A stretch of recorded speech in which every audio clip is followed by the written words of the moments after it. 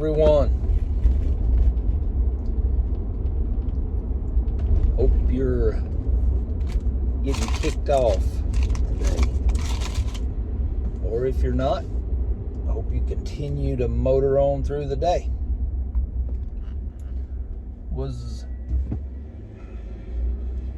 reading this morning about something that kind of spurred my thoughts, brought to mind a recent Sunday school lesson that I taught. Pondered the question,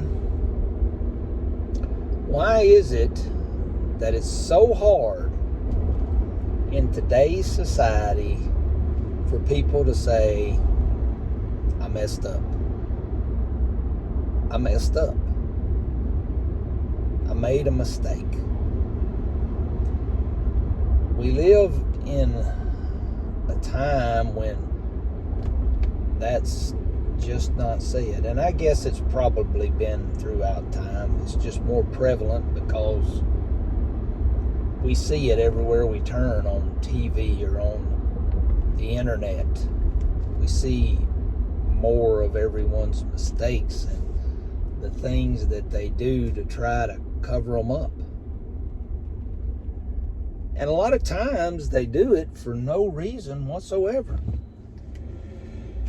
other than they have some persona about them. Something is ingrained in them, that in us all, that we think we can't make mistakes, that we can't mess up. And when we do, we think we have to cover that up.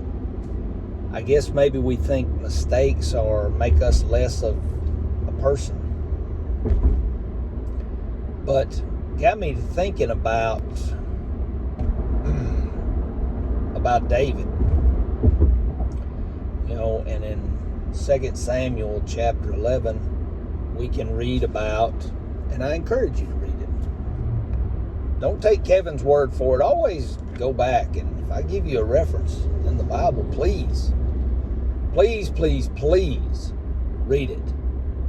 And if you see that I say something that's inaccurate, please comment below and say, you quoted that, but I don't agree.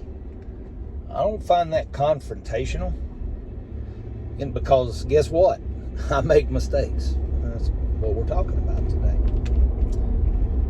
But it's okay to make a mistake, but it's not okay for me to misrepresent God's word. So, 2 Samuel chapter 11, we can read about David's affair with Bathsheba and what transpired after that. Just a short summary is, David was in a place that he shouldn't be. Because if we read the very first verse, it says that David was at home at a time when kings normally went to war. So David wasn't necessarily sinning, but he wasn't fulfilling his purpose. Otherwise, that wouldn't be in there. I can know that. He wasn't fulfilling his purpose. And because he wasn't, he was up on the roof in the evening time, and he saw a beautiful woman taking a bath. And that was temptation. If David would have been where he was supposed to be, fulfilling his purpose, he never would have seen that temptation. But he did. And temptation in and of itself is not a sin. The problem is that David leaned into it. He said, who is that? And at that point in time, sin had occurred. Now he's thinking about it. And they tell him, hey, that's Uriah the Hittite's wife. Okay. Did it stop there? Oh, well, that's someone else's wife. No. David said, bring her to me. And he slept with another man's wife. And he thought probably, well, that's okay. I'm the king. I won't get called anyway. It'll be okay. Well, the problem is that she ended up pregnant. And then David goes through this whole complex scheme of covering up, even to the point that he had the woman's husband, Uriah, killed in battle. And then he takes her in as his wife and tries to act like everything's okay. He covered it up. Now, if David, after the first thing, after he slept with another man's wife, had just come clean at that point, yeah, the nation of Israel would have probably been a little disappointed. But he was the king. He could have just said, look, I messed up. I was somewhere I shouldn't have been, and I sinned against God, and I'm repenting, and God has given me forgiveness, and I ask for yours. And that would have been the end of it. But no, that's not what David did. David come up with this plan to hide the whole thing, and then tried to pass it off like it was okay. But it wasn't okay. And as I thought about this, I thought, David, in his own mind, probably rationalized what he was doing. He said, well, people can't know this. I'm the king. We can also read in the Bible that David was a man after God's own heart. And everyone knew that God was putting his protective hedge around David and all that he did.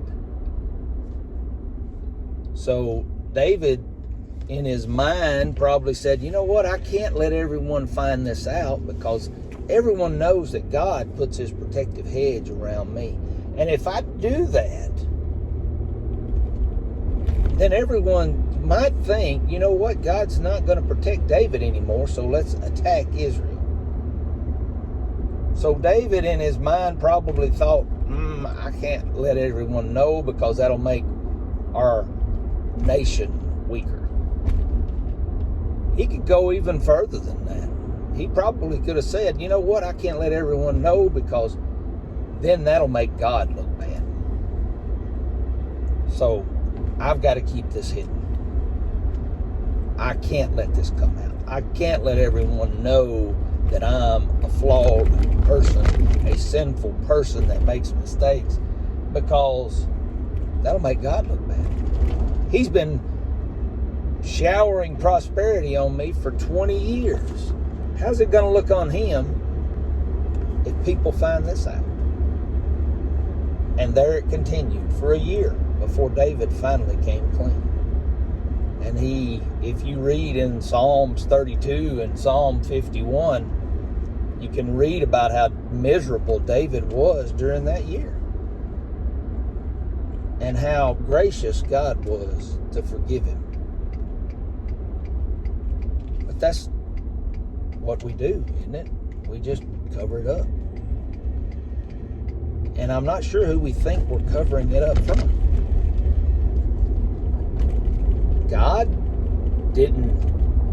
David didn't hide that from God. God knew exactly what was going on. Matter of fact, God knew that David was going to do that before he ever did it. God didn't want that to happen that way, but he already knew what was going to happen. And the same is true for us.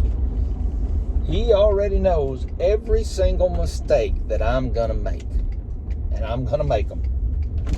And every single act of defiance that I'm going to have, because I'm going to have them. He already knows.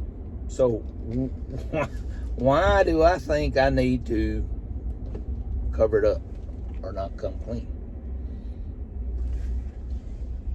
Well, because it's embarrassing. I know that's one reason. But why are we embarrassed? We're not perfect. And that's not an excuse. That's not a reason for us not to try to attain holiness as God calls us to do and be righteous and walk in the paths of righteousness. That's what we're called to do. But we're going to mess up. And the key is when we do to just say, I messed up. You know what? I messed up. And ask God for guidance and forgiveness. And He'll give it. People, maybe, maybe not. But that's not what we should be worried about. We're supposed to be worried about what our holy God thinks and what His opinion is. And not try to cover things up that we can't hide from Him anyway. I mean, that's playing games. Basically, when I do that, I'm, in a sense, saying God's not God. God, I know that I did that, but you didn't see it. Well, He sees everything. So, I'm not sure who we're hiding it from. Come clean. Come clean. You don't have to necessarily come clean with the people around you if it didn't affect them. I'm not saying go tell everybody your business, but come clean with God and just say, hey, I messed that up. I messed that up, God. And I'm asking for forgiveness. And I'm asking you to help me not mess it up again. And if at that point, if He guides you to tell someone else, then that's between you and Him. It's none of my business, one way or the other. So I hope you don't have a problem coming clean and admitting that you make mistakes. Don't be like the rest of the world. Everybody just thinks they're right. I can tell you right now, I'm wrong more than I'm right. I'm not nearly as smart as I think I am. So I hope you have a great day. God bless.